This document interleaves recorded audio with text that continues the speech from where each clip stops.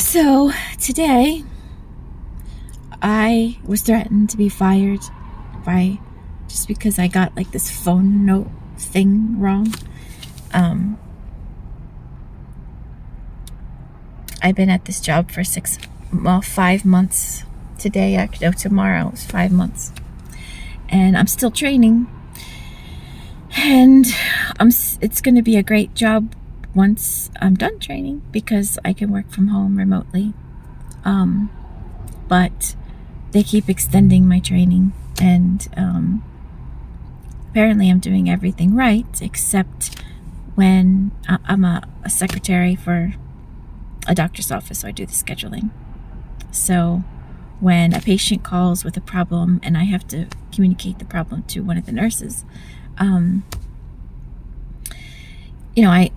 I'm communicating through text message because I'm home with the nurse. So today, the one nurse said that I text her too much because we were going back and forth with the conversation.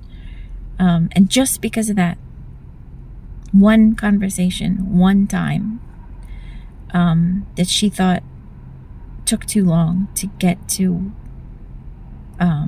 what I needed to do. Like, for example, the medication was not listed in the computer, so I knew it was in the physical chart, but I'm not in the office. I'm home. So I thought she was in the office, and I said, "Oh, well, it's not in the computer," thinking she would just go get the chart. But she said she's not in the office that day. She was in a different office in Lancaster. So then I said, "Oh, okay, well, I'll ask someone who's there to get the information." So it was just a conversation because I didn't know she was in Lancaster and she didn't know I was home. And because that was a few texts instead of me having all the information that I couldn't have had because it's not in the computer, I got in trouble and I could be fired. And this has been a frustrating thing ongoing. It's like worse than the movie Horrible Bosses. I mean, I'm 52 and I've had lots of jobs, and I've had really great bosses and really terrible bosses, but I've never ever been in a situation like this where I'm nitpick every tiny thing, and I feel disrespected and at work. It's terrible. If I had to work in that office, I would have quit already long ago.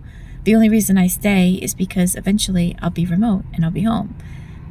As soon as they give me the okay and I'm working from home, I'll never have to see them. Or, I communicate here and there, but I don't have to ever be in the office and in that environment. If I had to be in the office in that environment, I would have already quit.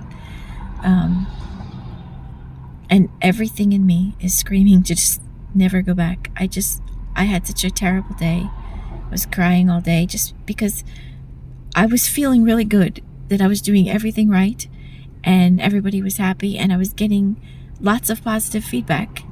And I'm like, okay, everything is good and moving forward, and I'm going to be home full time soon. And because one nurse just said a tiny thing that she thought the conversation went on too long through text messages, and I don't even think she was complaining about me, honestly. I think that the boss was just asking her questions and she was just answering them. I don't think she went and complained, you know what I'm saying? So I have to go to this other office tomorrow, the Reading office, which is an hour and a half drive. I'm driving an hour and a half there, an hour and a half back. So 3 hours of driving. Thank God I don't have to be there till 10:30, and I can leave at 2:30. So I'm only working 4 hours. So the driving is is included kind of in the 8-hour day. Do you know what I'm saying? So in that sense, I guess it'll be okay. I don't really mind driving. I don't have a lot of money for gas and tolls though, but they said they reimbursed me. So that part's not terrible. And I don't know what this office is like, but I hate going to work where I work now. So the thought of not being there all day and being somewhere else sounds good, as long as the people at the other office are nice. I don't know.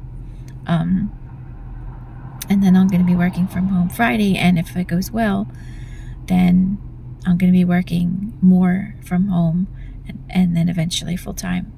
But I need benefits, and like, if this doesn't happen this week, if anybody says one tiny thing negative, then they're going to fire me.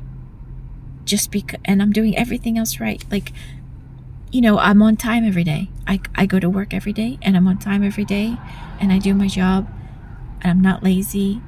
When I don't even sit around. If there's nothing to do, I'll get up and find stuff to file, whatever. So I don't think that one nurse saying that a conversation, like, is grounds to fire someone, or even, I don't even think that should even been brought up. Do you know what I mean? If I was a boss and that was my employee, I'd be like, well, so what? So was it resolved? Okay.